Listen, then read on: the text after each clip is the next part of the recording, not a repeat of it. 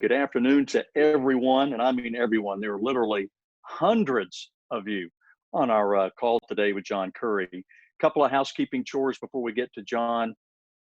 First of all, again, thanks for joining and spending about an hour or so with us today. We won't keep you longer than that. We got a lot of stuff to pack in here, but you'll be muted the entire call so we can best hear John and a couple of very special guests that we have lined up for you today. So off we go. And John, welcome to you. I see you're over there at BB&T Field and looking good, looking sharp. And all I know, truest field at Wake Forest. That is true. Truest field at Wake Forest.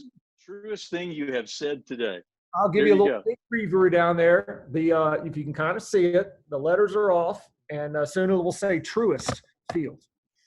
Yeah, the new merger, BB&T and the rest of the folks, and it is now Truist Field.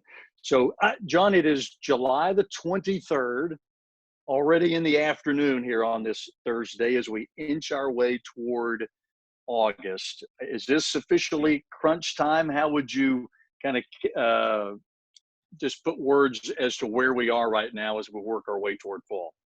Well, Stan, obviously there's still a lot that has to happen for us to be able to feel like we can appropriately matriculate into a fall sports season for all of our sports at Wake Forest and around the country. But today, I'm very optimistic, excited, mainly because I've been around our student athletes today. We had a number of conference calls, Zoom calls with head coaches this morning, and then a Zoom call with the ACC athletics directors and Commissioner Swafford. A lot of great work being done behind the scenes by Brad Hostetler and Ben Tario and Amy Yacola and Michael Strickland from right here in Winston-Salem has been working really hard with the football subcommittee. So I'm optimistic we're going to get there. But then after that, I had the opportunity to walk over to Miller Center and over into Sutton Sports Performance Center. And, at this point, after all this work, and I really empathize with the people that are watching on the call today, you've been away from all the things that you love and love to see for a long time. And being able to walk and see Ada at the front door checking temperatures, and Scott Spragnola was checking temperature of Gina Conti from women's basketball, up in the football offices, Coach Kloss and the staff are up there. They're wearing masks. They got signs on the doors for dedensification purposes. And our student athletes are coming through wearing masks and carrying their water jugs and having their first day of meetings. So it's exciting, and it gives you hope that we're going to get there. It's going to be really different, but we can do this. And I really appreciate all the Deacon faithful hanging in there with us and doing the right things to help us get back. It is, John, an unprecedented time, right? Though, I mean, this is none of us just a few weeks and months ago envisioned anything like this, I don't think. But I know you've gotten terrific leadership from Dr. Hatch and others. You formed several committees there, task forces, and just, it's uncharted waters, but I think we've navigated them pretty well so far. And I'm like you, really anxious and upbeat and optimistic about the fall. Well, this COVID-19 has been a real roller coaster, and I've used the decathlon example too, but, high highs and low lows. And certainly the last couple of weeks, we've seen more pressure around the country on the healthcare providers and our medical system. It creates a lot of anxiety, but we can't be paralyzed by anxiety. We got to continue to do the things that we can control. We work on making our program better today, regardless of what the macro picture is. We can still make our program better today. And there's a lot of really positive indicators. And if you see around the world, the professional leagues that have been able to return to play without incident, the German Soccer League, the Bundesliga has been playing for 4 months now. You've seen different professional leagues in the United States start to play. So there's some encouraging things. To your point, though, there's been some heroic efforts. Unfortunately, somebody lost the manual from the pandemic of 1919, right? So the manual that everybody reached for at the beginning of this thing just doesn't exist. And so having to create plans completely from scratch and then refine those protocols. And we've learned a lot over the last over the last 2 months as we've had student athletes back on campus. Well, let's before we get into a visit with Sage Surratt here in a few minutes, let's talk about a few things. And I want to start with the return to campus of not only Sage and other athletes, And a lot of them have done this voluntarily, John, but we'll get into the phase in just a minute. But let's talk about the return to campus and how that's going. We had a great committee that began working really as soon as the pandemic broke, so to speak, or began, led by Dr. Chris Miles, who's our medical director, and Murphy Grant, who's our athletic healthcare administrator. Jordan Jerry from football has been part of that. Ellie Shannon, Randy Cass-Stevens, Lindsey Babcock. Lots of people have contributed in so many ways.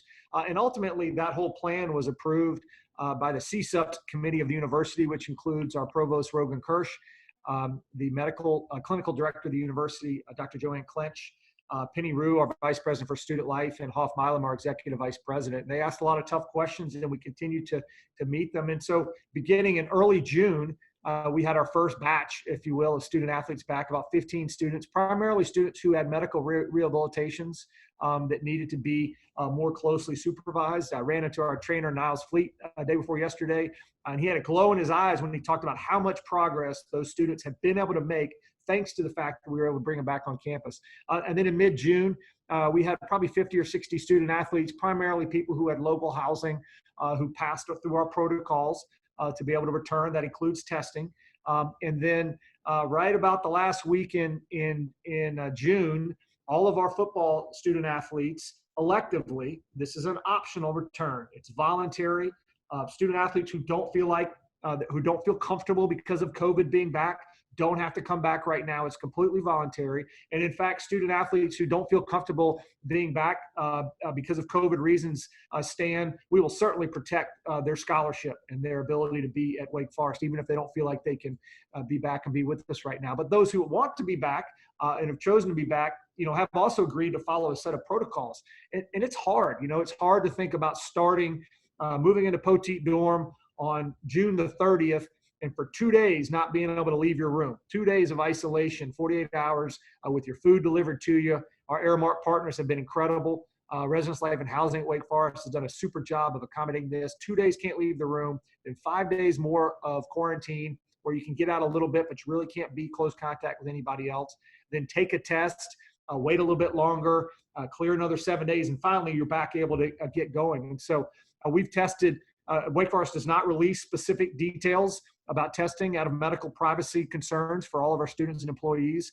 We've had a tiny, tiny, tiny fraction of the several hundred of tests that we've administered that were positive. All of the people that had tested positive have all cleared. All of the people that have been in quarantine because of contact tracing have all cleared. So generally speaking, our athletes, we're in great shape right now, because our student athletes have done an extraordinary job of practicing self-discipline, because our student athletes want to be back on the field, and they want to be back on the golf course, and they want to be back on the field hockey field as well. John, what kind of conversations have you had with the athletes since they've been back on campus? I'm sure you've had several. I know they're walking around on campus. They've got their masks on. They're adhering to all those protocols you mentioned. The conversations, though, what kind of feedback have you gotten from them? Well, it's been really positive. There's a lot of gratitude for the opportunity to be back, and that's afforded by the contributors and friends of Wake Forest, and also a recognition. Certainly a lot of anxiety. What is our season going to look like? All those kind of unanswered questions, and we're doing our best to share information as quickly as we can with our student athletes and parents. Our coaches have all had Zoom calls with both parents and student athletes back at home. Those calls have included our medical director and Lindsay and Murphy and others. So there's a good deal of transparency and accountability with families. I see Emilia Migliaccio, who's joining the call a little bit later. She's the president of our SAC, and we'll talk about that. But we engaged our SAC very early in the process, late May, early June, asking about the protocols and getting input on our COVID-19 pledge. There are a number of student athletes, and Sage is one of them, who's going to be joining us, who are participating in ACC-wide calls administered by the league office to make sure there's input and thoughts and questions and communication with student athletes. How about a real quick, before we get into a few things with Sage, at about quarter past the hour, 3-4 minutes, an academic update, and maybe start with a football team. Well, hats off to all of our student athletes. And If any of you saw, there was a trivia question which Stan can answer, see if he gets a correct answer as to the two of the three superlative students and athletes that were in that picture that was sent out yesterday afternoon. But, Wake Forest is the only football program in the country with a 990 academic progress rate and 90% graduation rate that also wins, has also played in 4 consecutive bowl games. Every Wake Forest athletics team had an average GPA of 3.0 or higher. You're looking at 2 student athletes on the screen who are at the top of the curve, who maybe pulled some of their teammates up a little bit to that 3.0 average, but that is remarkable. 73% of our student athletes made the ACC honor roll for the 1920 academic year. As some of the Wake Forest alums on the call know, a 3.0 at Wake Forest is maybe harder to achieve than a 3.0 at some other schools. So that goes to show the depth of dedication that our student athletes have. But the other thing I want to mention, Stan, before we go any further, Wake Forest faculty in 1 week, post-spring break, went from what has almost been exclusively an in-person experience and a wonderful experience. Wake Forest faculty figured out how to deliver things online in 1 week. And now this summer, they've made an extraordinary, led by Dean Gillespie and Provost Kirsch, they've made an extraordinary investment that we actually think is unparalleled anywhere in the country in peer-to-peer classroom development of online class learning amongst our faculty. And so that's really one of the unheralded stories of this, this transformation of Wake Forest that provides us extraordinary flexibility going forward into this next semester. And John, just ahead of your conversation with Sage, just a quick word or two about some of the protocols for the fall planning with the ACC. Of course, other leagues have made announcements already, and folks obviously tuning into this call, anxious about where the league is going, what's going to happen here in a few weeks. What can you say with regard to that before you talk with Sage? But we all want to know right now. We want to know right now. We want to plan our trips. We want to book our travel. We want to know our competition schedule. And it's really hard. And I appreciate everybody's patience in that regard. One of the things that's been seen is sometimes people make decisions too quickly. And one of the great examples of that as it relates to COVID is the French National Soccer League, the top division soccer league in France. They made a decision in March that they weren't going to have a season. Well, the German league, the English league or British league, the Premier League, they all waited to make their decision. And you know what? They were able to play a season and they continue to play. But once you pull the trigger and cancel it, you can't pull that back. So we're going to wait as long as we can to preserve every opportunity we can for our students and student athletes at Wake Forest. So more specifically to your question, the ADs meet twice a week. We met this morning again, working through the different parameters. The ultimate decision about competition in the fall for the Atlantic Coast Conference will be made by the Atlantic Coast Conference Board of Directors, which includes the presidents and chancellors of the 15 schools. And of course, President Hatch plays an important leadership role in that. All right. With that said, let's bring in one of those fall athletes, very talented wide receiver, Sage Surratt. Might be the best athlete, John, to play this position since I've been at Wake. And that's a long time, coming up on 25 years this fall. But let's bring in Sage. I'll sit back and let you have a chat with him, and we'll gauge your interview skills here maybe afterward with Emilia. Well, I don't think you're in trouble at all, Stan. I think you're very, very, very safe. But Sage, good morning or good afternoon, I should say. I did ask Sage's permission about this next question because it is a FERPA protected. So if Sage can electively share what his spring GPA was. I had a 3.9. 3.9. Okay, yes, so we're a little disappointed that we didn't get that last point, Sage. Yes, so sir. Yeah. We're expecting you to step it up this fall. But what has it been like, going from in-person classes into online classes at Wake Forest? It was definitely different. I thought our faculty did a good job of, making the transition smoothly. They were very cooperative. They were always trying to help. Always had office hours available for us. It was just an adjustment everybody, had to make. And I think a lot of people were able to make it pretty smooth. So you've been a great leader for our squad, and you and Luke Masterson participated in some early calls and ongoing calls with the ACC and other leading football players from around the conference. What were some of those discussions like? Basically, it was just them informing us of how we were trying to get back to playing. They were updating us. We got a couple calls. They were updating us before on how our summer would go and what the hours would look like.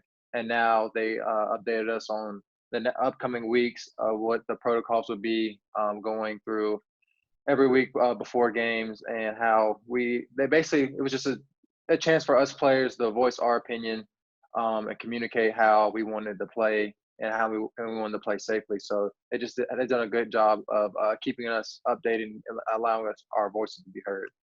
So from your perspective, both from your teammates and then the other players around the conference, and obviously we know you have a family tie to another player in our conference.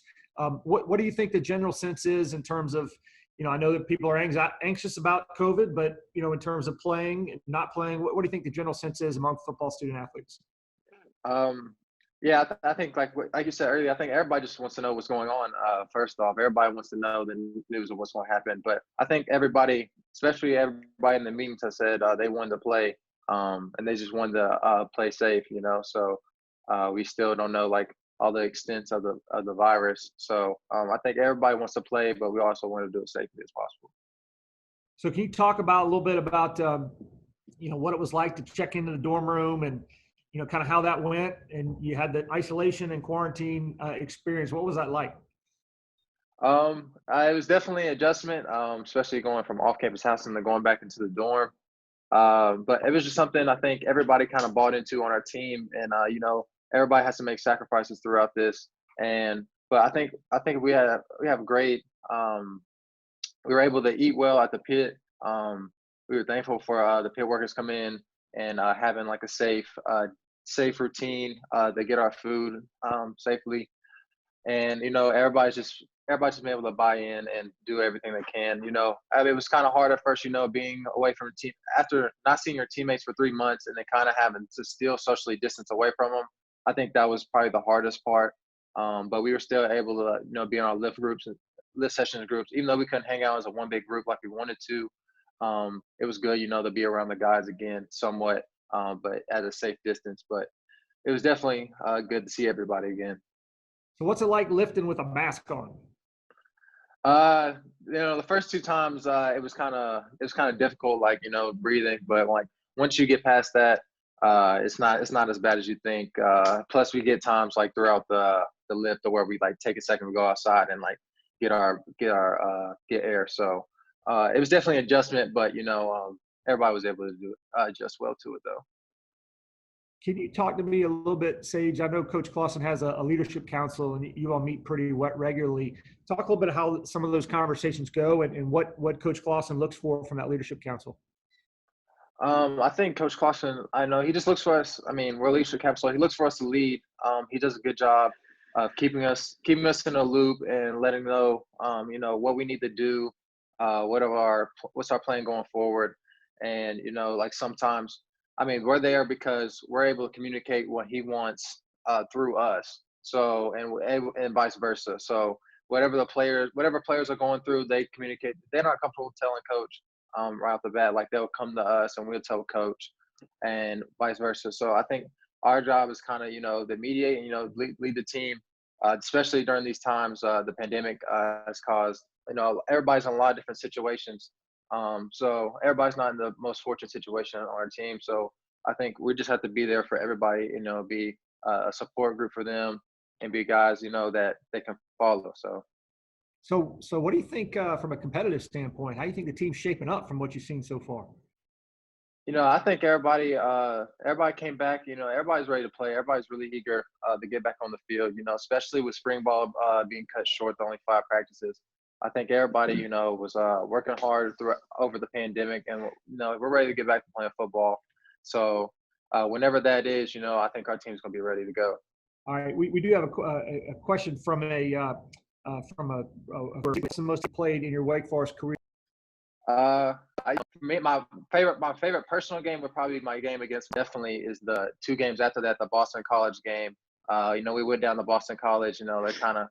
We've always had some battles with them, and it was just like that game was like a testament of our team because there was like crucial situations where we need to execute for the offense, it came down to a 4-minute drive, late in the game where we had to kind of hold the ball and keep it away from them, and we executed I think crucial third downs to keep the ball so they couldn't come back and score. And plus, at that game where we're 5-0 and come off a tough road win, it was just a great win for the team. It was very memorable. So that's definitely my favorite game. So have you thought a little bit about Sage? Certainly we hope this season ends up being a full season with all these games, but we may have a bit shortened season. If that's possible, depending on how conditions are. And we may not have, and I know we're going to talk later in this broadcast, Stan, about our planning process for fans in the stands, but we may have fewer fans in the stands than normal. Have you thought about, how you adjust to those elements? Yeah, so if it ends up being no fans or little fans, I guess we have a phrase on teams where you got to bring your own juice sometimes to the game. So if it ends up being that, whether home or away games where fans aren't able to come, we gotta bring our own juice. But we definitely love having the Deacon Nation in the stands. Having that energy throughout the stadium. So hopefully, even if we only can get a little bit of them, we want everybody as much as possible to be there. So we definitely feed off their energy, and we would love to have them, obviously. But if not, that's just something we as players are going to have to adjust to. So, but I think we're looking forward to it, though. Well, I think that's a great attitude. Before I turn it over to Stan for a few questions, one of the things we're mentioning for fans that can't get to the games this year, either because of distance or personal concern about social distancing, we are going to be unveiling this afternoon a new virtual season ticket, which provides some in-game atmosphere at the stadium type atmosphere for people that can't get there. So look for that big announcement later this afternoon. Stan? Yeah, I'd like to ask, say so much of the conversation around football, rightfully so, is about the physical part of the game. It is a physical game, obviously, but now we're all battling this opponent that we can't see. We're battling uncertainty that we've talked about, that John mentioned about. Who knows what's going to happen? How many games? How many fans? All those types of things. How do you think, Sage, not only you but the rest of your teammates have handled the emotional part of this, just and the uncertainty of what's going on right now? John and I were talking when the call first started about optimism, right? And I know that Coach Clausen's a very optimistic football coach. How have you dealt with some of the mental and the uncertainty aspects of what we're going through right now? Yeah, so I think I think the approach I've kind of taken is even though we have to physically be isolated, I don't think mentally we should be isolated from each other. So we all have cell phones, so it's not pick up the call. The big thing during quarantine with me is communicating with my teammates and staying in touch with those guys and make sure everybody's okay, their families are okay. I think that's probably just biggest thing is to communicate. Everybody is going through kind of the same thing. There's obviously a lot of different circumstances for some people. So you just got to be able to communicate with everybody, and you just can't let people be isolated and think like I'm the only one going through this. So that's probably the biggest thing I've taken away from it. And another thing I've taken away is just don't take granted for the little things in life. Like going outside and seeing a nice sunset, or just going outside and observing nature, So there's a lot of little things in life that I think I've taken for granted and from being isolated. And now, I'm kind of ready to get back to those things. But definitely, like you said, you just got to communicate and, just be a support system for people.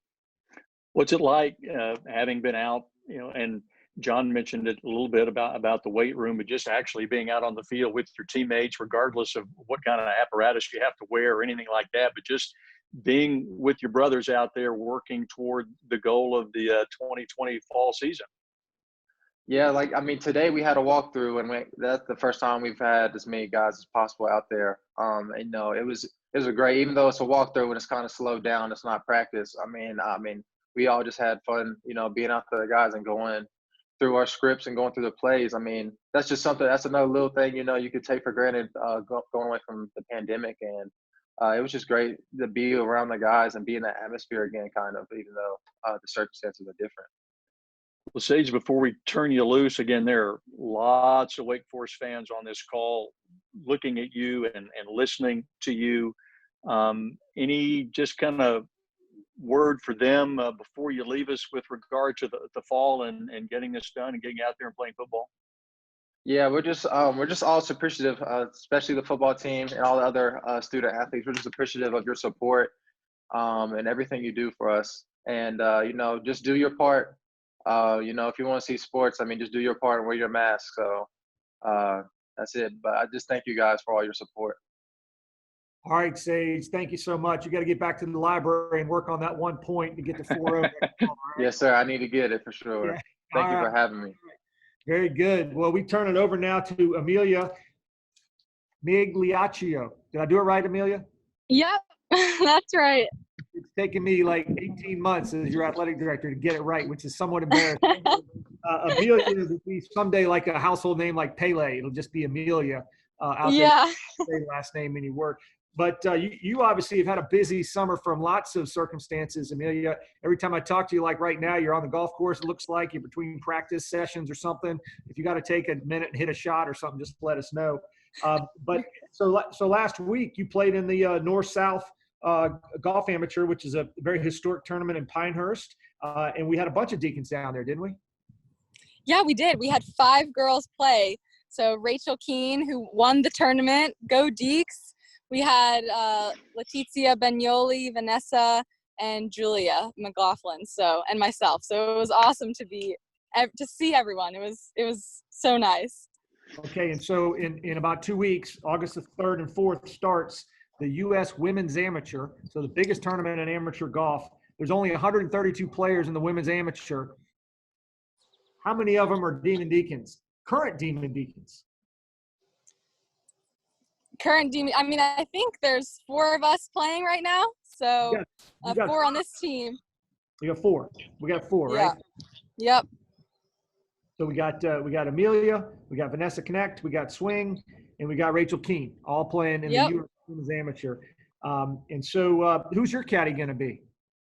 My caddy's going to be my mom. So she caddied for me. Sorry for the extra noise. I'm trying to find a quiet spot. You're good. You're doing great. You're doing fine. She caddied for me in the North-South this year and last year. And she also caddied for me in the Pan American Games when I won gold. So she does a pretty good job. So I'm going to keep her.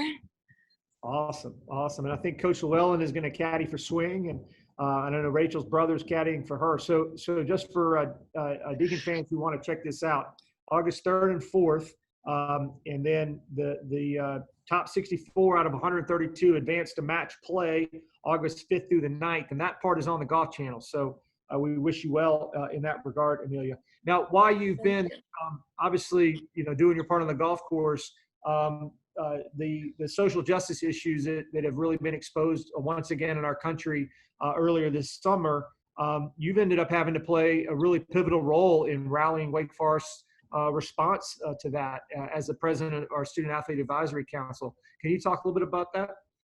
Yeah, of course. So it's been awesome to be in the driver's seat of these initiatives and being a part of the nitty-gritty details. And it's been challenging. And, many of these social issues I don't experience at all. But I support my friends who do, and I want to help make change at Wake. And I'm really grateful for our executive team. Sydney Deli, she's basically my co-president. It says vice president on there, but I'd rather call her my co-president. Has been awesome. Ashley has been awesome. I'm so glad she encouraged me to run for the executive team because I've learned a lot, and it's been a great ride so far with a lot of good changes that have been made. So one of the really positive initiatives that the SAC and our student athletes are leading is a voting awareness and a voting initiative. Can you talk about that a little bit? Yeah, definitely. So we kind of went through a lot of brainstorm ideas and things like that, but we have a voting plan solidified. So we will now be hosting registration day on campus when fall sports are back, and Wake Forest Athletics has dedicated 100% of education and resources provided to each team and opportunities to register and vote.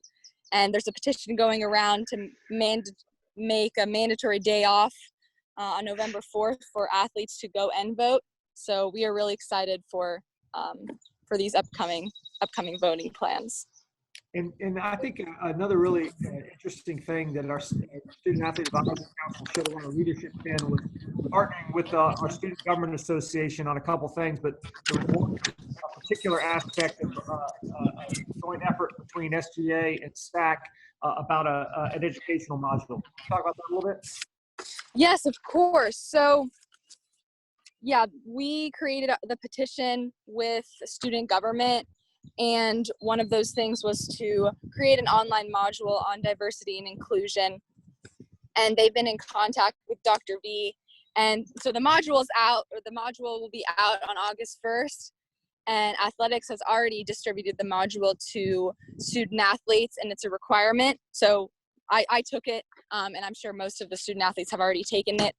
But our goal, since the online module can't be required for all students, just first year, is to get other big organizations like Greek Life and make it a core requirement for sororities, fraternities. So I've been communicating with Rory Britt and Victoria Parker, who are part of IFC and Panhell, and I can say off the record that they are going to join this program and make it a requirement for sororities and fraternities to take this online module, which is a huge milestone, because then we basically pretty much have the whole student population covered with athletics and Greek life. And Victoria Parker will be the voice of all of Greek life on this initiative. So I'll hear more from her soon, and I'll follow up with her next week if she doesn't email me back this week. But it's been awesome to, work with these students and see this module come to life, and everyone else getting on board with it.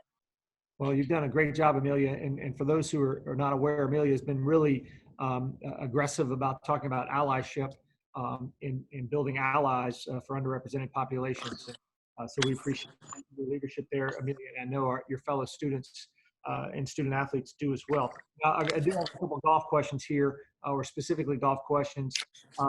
One of our viewers wants to know, what are a few of the best courses in the United States or the world that you've played, or maybe a couple favorite? Yeah, I have 3 at the top of my head. So I had the opportunity of playing Augusta National in Augusta, Georgia last year for the Augusta National Women's Amateur. That's definitely on my top. That's my top. Pretty pristine course. I'm sure most of you know that the Masters is held there. And I would say my second one was I had the opportunity to play the Alotian Club, which is in the middle of Arkansas, but it's a beautiful, beautiful course. And I played there for the Arnold Palmer Cup last year. And I also had the opportunity to play the course where they play the Evian Championship, which is a major for the LPGA. That was also on the, it's in Evian, France, which is it's just beautiful. On the 9th hole, after the 9th hole, in normal golf courses, they have, snack, like crackers and soda. And then in France, they have these cheese platters after the turn. So it was very exciting and awesome experience. But yeah, I've been really grateful to travel to so many cool places with golf. That's really awesome. And Stan, before I turn it over to you, I do have one more question. So Emilia, I don't get to go to any of those cool places like that, right? But I do get to go to the pit, and Netta Richardson does a great job of taking care of our athletes, and Carlos Dunlap and all the folks that are in there. And so do you have a favorite food item that you like at the pit, or up on the mag, in the mag room, or in Benson Center, or if you're going to get something on campus, what's your go-to item? I love the potatoes at the pit. Every time they have potatoes, I'm all for it. My whole plate. I go for sometimes thirds there. So they might look at me a little funny, but I love the potatoes at the pit. And I lived in Mag last year, so I went to Village Juice a lot, and I always got the avocado toast and the nut butter and banana toast. that was my combo, and it was really good. But yeah, the food at the pit's amazing. I love it. And that, ladies and gentlemen, is a world-class student-athlete experience. Over to you, Stan. Emilia, before we turn you loose, I'd like to go back to a couple of real golf questions, since I love to play golf, and a lot of folks I know on our call today probably love to play golf. What would you say those, and I know you're still an amateur, but those of us who are amateurs and really aren't scratch golfers like you, what do you think the most common mistake is that we all make out there on the golf course? How can you help me be a better golfer tomorrow? Give me a tip or two. Yes, I have one. So a big thing is that people think they need to buy more equipment. So I have a lot of members that are dear to my heart, and they have about 16 putters. Every day is a new putter, and a putting lesson may be better than buying a new putter. So I would, before you invest in a golf club, I would invest in a lesson with your head pro. They'll help you with setup and things like that. And another tip would just be practicing distance putting. So often you might get a lucky shot and be really close, but practicing those 40 and 30, 40 footers on the green just before you tee off, that will help eliminate a couple 3-putts. Good advice, I think. What tell me about your game right now. What are you liking about your game, and what do you think you have to work on the most? Yeah, right now I'm working. So the last one, Kim Llewellyn came on board. She's been my swing coach. So the last 2 years, almost 2 years, I've been working with her. So I'm just continuing to tune up my swing. At the USAM, the par 5s are all 3-shot holes, so I have a lot of wedges in. So I'm really going to tune up on my wedges and just keep working on my putting. If you drive for show, but you putt for dough. So got to make those putts. No, And I guess amateur, but there is some indirect. I guess my last thing would be, Emilia, obviously the team that you have right now that you're on is the best one in the country. I think all of us Wake fans would agree with that, and Coach Llewellyn's done a fantastic job. Any pressure playing at a school like Wake that when people around the country think about golf and they think about college golf, Wake Forest is right there in the top 2-3 schools that they typically would think of. You're a Demon Deacon. Is there a lot of pressure that goes along with that? There could be, but there isn't, and that's because of the coaches. So Coach Ryan and Coach Kim, they have done an incredible job. They push us to be our best, and they're not upset with us if we don't have our best performance.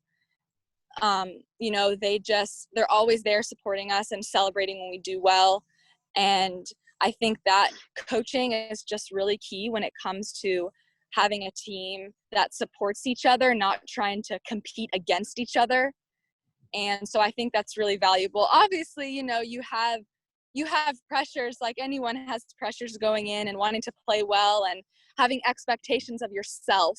But when it comes to expectations of the team, I mean, I'm so happy swing's back, and we have some great freshmen coming in. So our team is going to be even stiffer than it was last year. And I cannot wait for the national championships. I'm just ready to get those rings. So. Well, we will leave it there, I guess, John, unless you have anything else. It looks like Emilia's out there and ready to either play around or get back to practice. So, Emilia, thanks for your time today, and have a great fall. Thank you so much. I appreciate it. Thanks, Emilia. Go Deacs. Bye. All right, John, let's see. Let's look at the clock here. Oh, we got plenty of time. How about some questions from that we got in advance? How about that for some of the folks out there? You ready to go? Bring them on. All right. Let's see. Lisa Carter, 88 grad from here in Winston, asks, can you please address how realistic it is, given the current state of COVID, that there will be a football season? And if we have one, how do you think it will look with fans, masks, testing, all that? And we've talked about some of this already, but that question comes again from Lisa. Well, it's a very fair question, Stan, and we don't know for sure. But we also don't know for sure that we can't have a football season and a soccer season and a field hockey season and a volleyball season, et cetera, et cetera. And as long as we still have the opportunity, I know President Hatch feels really strongly about us continuing to persevere with the opportunity to have in-person classes at Wake Forest and create as much normalcy as we can for our community. And athletics is part of that as well. Our student athletes are certainly doing their part. And we all are grateful to the healthcare heroes, both here at Wake Forest Baptist Health and around the country, who are doing so much to try to take care of people who've been afflicted with COVID. As we've all said and repeated ad nauseum, this is the world famous Nightingale Mask that was invented by Dr. Satterwhite there at the hospital and is manufactured right up the road in Mount Airy, North Carolina by Renfro. Wearing these masks helps. And so the reality of it is that if two people are both wearing masks and one of them is COVID positive, unless there's a very low chance of transmission. And so even now with contact tracing, if two people have been in the same room or within 6 feet of each other for 10 minutes and one of them wasn't wearing or both of them weren't wearing masks, then and one of them is positive, then the other one's out for contact tracing. If both of them are wearing masks, then they're not. So it's really quite simple. People got to keep wearing the mask and doing the other safe things to enable transmission rates to fall. Lisa, thank you. Question now, John, from John Walsh, class of 14. From Winston says, should we have to go with limited seating capacity at Truist? So he got Truist right. He didn't fumble it like I did out of the chute. And what ideas or other models are you looking at with regard to that? Well, firstly, we'll work very healthily. We will work very closely under the guidance and supervision of the Forsyth County Health Board. So Joshua Swith is the Forsyth County Health Director. And he and his staff have done a terrific job. And actually, some of his staff members will be meeting this afternoon with Ellie Shannon, our Associate AD for Event Management Operations and other university event or emergency management people to walk through and look at some areas. And so if you think about a restroom at BB&T Field Truist Field at Wake Forest, so a restroom. So what kind of procedures do you need to have to ensure that you have distancing in a restroom? Actually, today, as I walked into the McCurry Tower, Ellie's and her staff have set up all of our new magnometers, which are the walk-through metal detectors, and a spacing out with tape to show to kind of our first crack at figuring out how to do that in as safe as possible way. Almost certainly, we will have limited or smaller capacities at Truist Field and Kettner Stadium. And Spry Soccer Stadium, and Barry Fairclough and Brad Domerfall and lots of other, Bethany Duvall and lots of other members of our staff are working on those different kinds of models. 78 grad Mitchell Morgan with a question. He writes, if a season ticket holder is in a high risk category, what are the options for them if game attendance isn't safe? Well, first of all, we want people to be safe. And if people don't feel safe coming, it's just like our student athletes. If they don't feel safe coming back, that's fine. But we do have the ticket purchase assurance program where people who can't attend a game, or if a game is canceled or they don't feel safe, they can roll their ticket purchase into a future year, or they can donate it back to the department to use for scholarships, et cetera, or they can have a refund. And then we mentioned earlier the virtual season ticket, which Rhett Hobart has put together, who leads our athletics fan experience area, and his staff have put together, which is going to provide some unique content, trying to simulate some of what it feels like, to be sitting in the stands 30 minutes before the game. And, some fans love to do, be there an hour before, 30 minutes before, and see, the warm-ups and stuff like that happening. So we're working on some experiences like that to give people a better sense of being here. Mitchell, thanks for the question. Let's see. Let's go to my neck of the woods, Advance, North Carolina. Cliff Venable, class of 66. His question, if the league, the ACC, goes forward with all fall sports, does it have plans to address the situation in which a team has an insufficient number of players to compete? An example he puts out there, if 3/4 of the volleyball team gets the COVID virus at the same time, how will a situation like that be addressed and taken care of? Well, first of all, we will have a screening and testing protocol that will be regular. You know, if you know, you think about football or soccer, close contact sports, you're talking about weekly testing being required.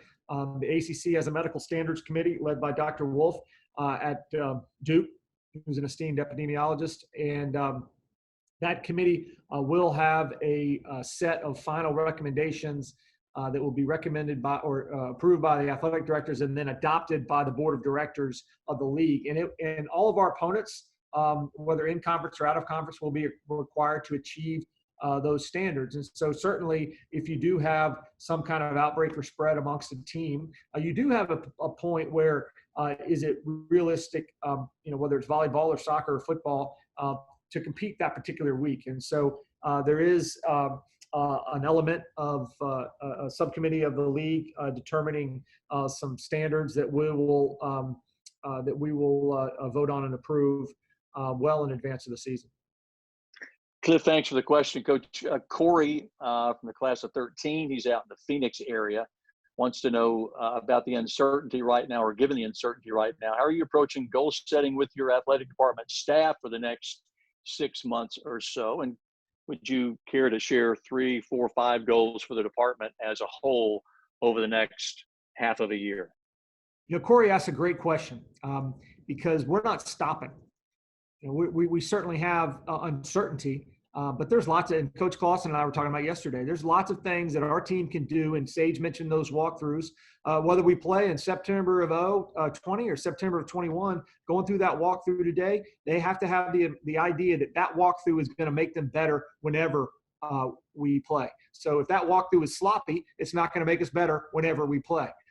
So, you know, having that focus each day. I think we also have to have a balance between being paralyzed about what might not happen 3 or 4 months from now to a point that it affects our productivity on today and tomorrow and this week. You know, in terms of principles, you know, I really have 3 principles right now as it relates to Wake Forest athletics in terms of COVID, okay? Principle number 1 is we need to be as safe as possible.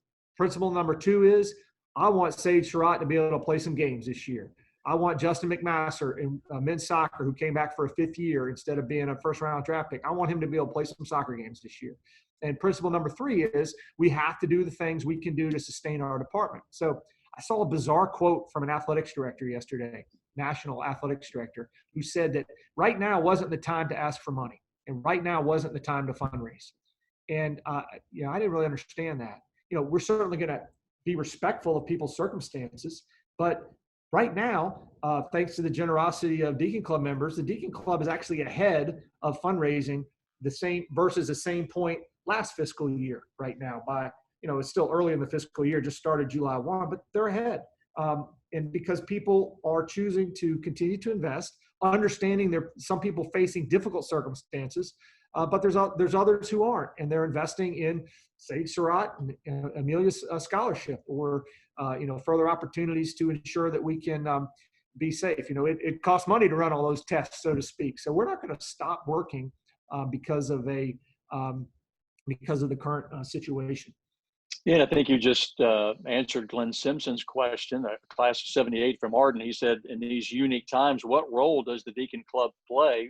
What can members of the Deacon Club do to support student athletes of the athletic department?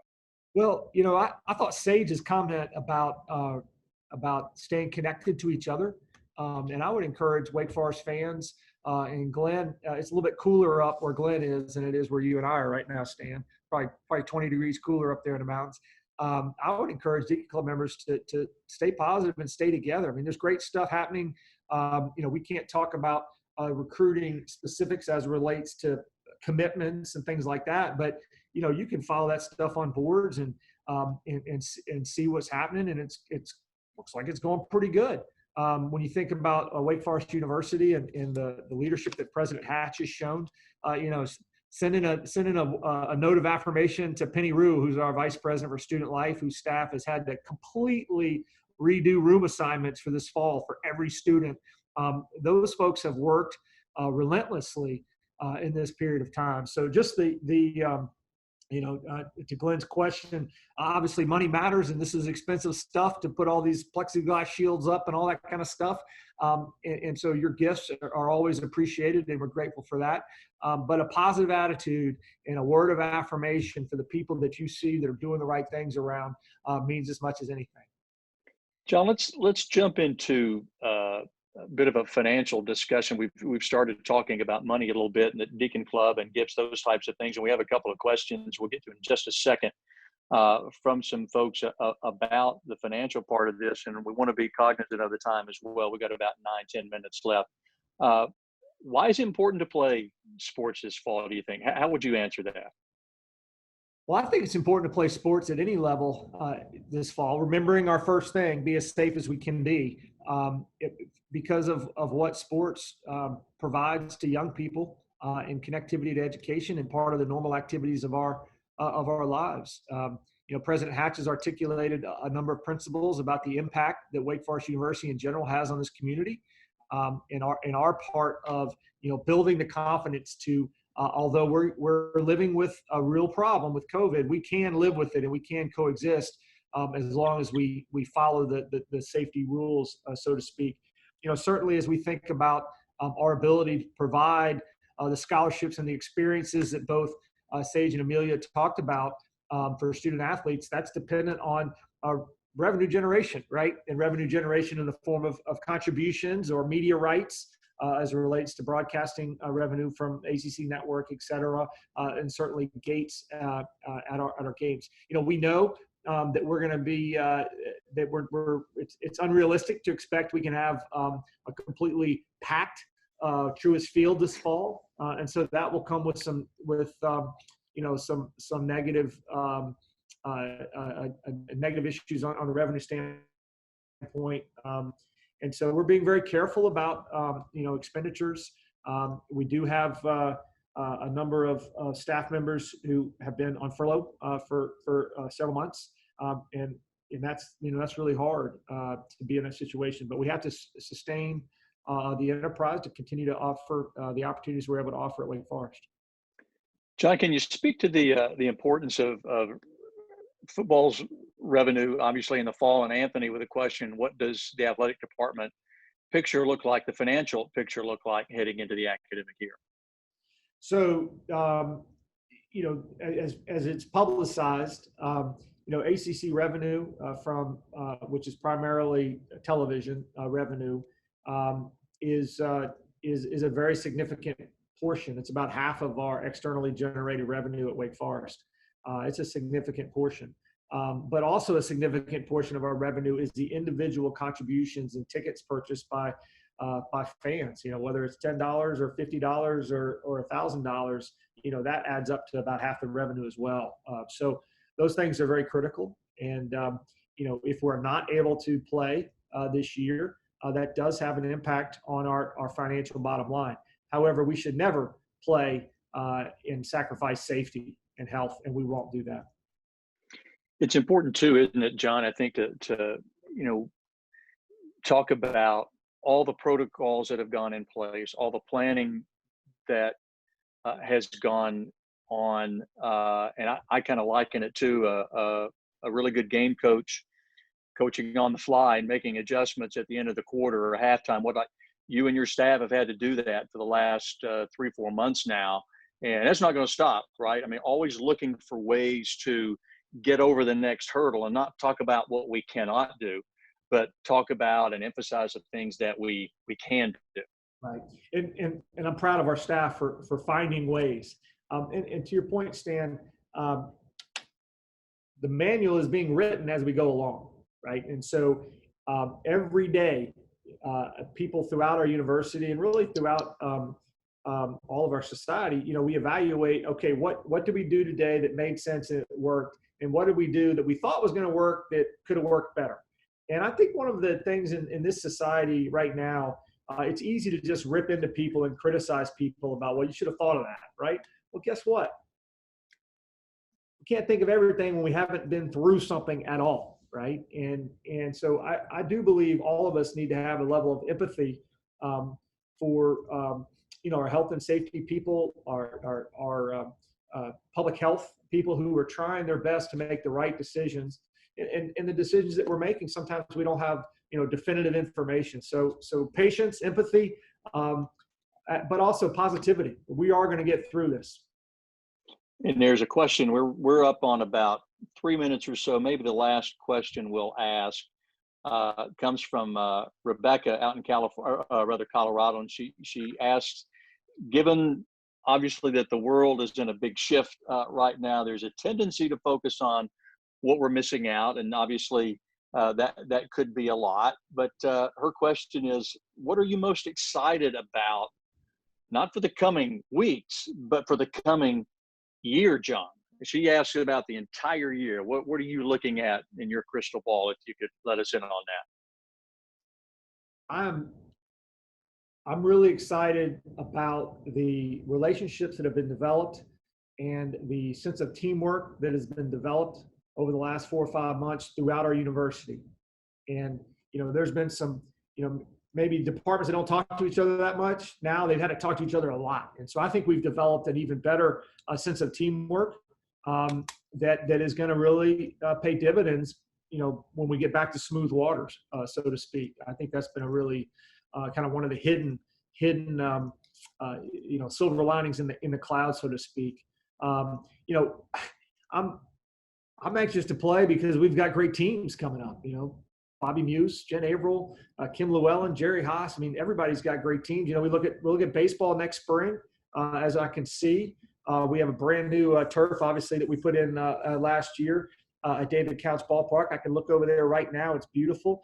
And we're going to have a great team. We had a bunch of guys that could have gone out, Will Fleming and others that are coming back. So I'm excited about all those elements. And as I've talked to entering student athletes and entering students in general, it's going to be different for them. This is going to be the most different year ever, hopefully in our lifetimes, right?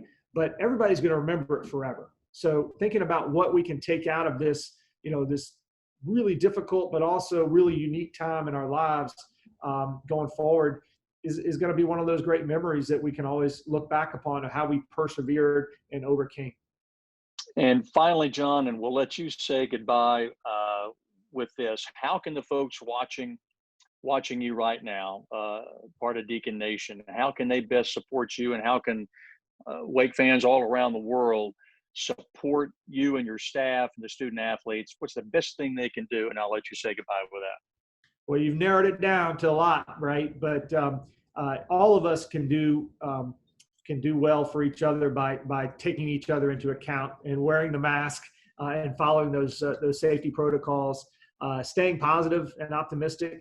I thought what Sage Surratt said earlier was incredible.